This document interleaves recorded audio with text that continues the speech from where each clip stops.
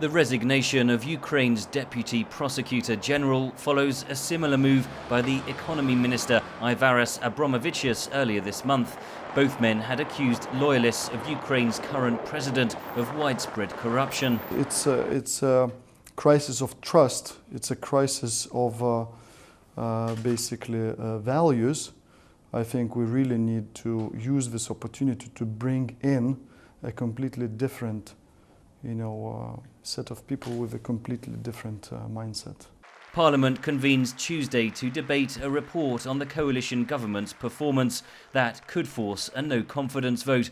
Analysts say if the government falls, Ukraine's progress could be set back even further. And I think nobody seriously is interested in the new elections because we will get pretty much the same parliament. It will just delay time and drain resources in time of economic hardships. 2 years after street protests led to the overthrow of President Viktor Yanukovych, Ukraine's slow pace of reform is testing Western allies. The International Monetary Fund has warned that the $40 billion bailout of Ukraine is at risk. On one hand, there are not critical mass of reformers in key branches of government. Second is because we do have this strong vested interest in Ukraine, entrenched through different state enterprises, cash flows through the banks, political fusion of capital and political life. And finally is because the whole bureaucracy and administration has not been changed. President Petro Poroshenko blames the slow pace of reform on the continuing conflict in the east against pro-Russian separatists.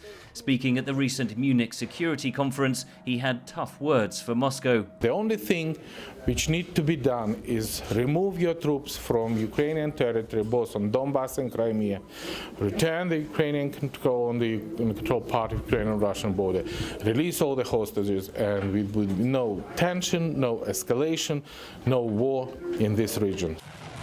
Russia says it is abiding by the year-old Minsk agreement, which mandates demilitarization in return for Kiev giving more autonomy to rebel-held regions. Without doubt, all sides have to abide to the Minsk agreement, but mainly the implementation depends on the authorities in Kiev.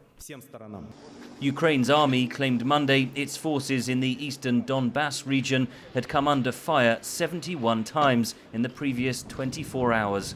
Monitors from the Organization for Security and Cooperation in Europe warn the conflict is at its worst point in 6 months. Elections due to be held in the east under the Minsk agreement look likely to be delayed for several months. Henry Ridgwell for VOA News, London.